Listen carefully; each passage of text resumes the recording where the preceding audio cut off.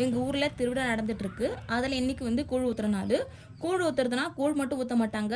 களி, கூழ், சக்கரை பொங்கல், தக்காளி சாதம், நீங்கள் என்ன பிரசாதம் இருந்தாலும் வீட்டிலேருந்து கொண்டு போகலாம்.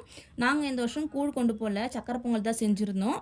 ஏன்னா பாப்பக்குட்டி இருக்கிறதுனால எது ஈஸியாக பண்ண முடியுமோ அதை பண்ணி கொண்டு போகலான்னு சொல்லிட்டு சக்கரை பொங்கல் தான் வீட்டில் ரெடி பண்ணியிருந்தோம்.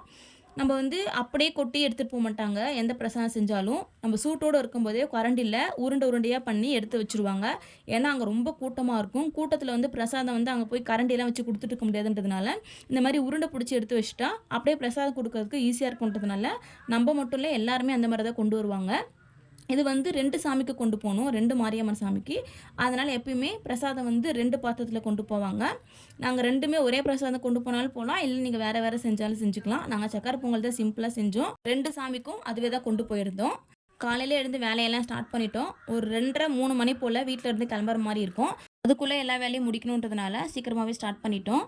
ஒரு 1 மணி போல் எல்லாமே ரெடி பண்ணி வச்சுட்டோம். அதுக்கப்புறமேட்டு நாங்கள் போய் ரெடி ஆகிட்டோம். சாமிக்கு கொண்டு போகிற கூழ் பாத்திரத்தை நல்லா கழுவிட்டு பொட்டு வச்சு அதுக்கப்புறம் பிரசாதத்தை வச்சு மேலே இலை போட்டு மூடிட்டு ஃபுல்லாக வந்து வேப்பிலை வந்து கட்டி விட்டுறணும். அதுக்கப்புறமேட்டா எல்லாமே ரெடி பண்ணி வச்சுட்டு நாங்கள் போய் குளித்து ரெடி ஆகிட்டு வீட்டில் சாமி கும்பிட்டுட்டு அதுக்கப்புறமேட்டா தான் கோவிலுக்கு கிளம்பணும். நெக்ஸ்ட் வீடியோவில் பார்க்கலாம். பாய்.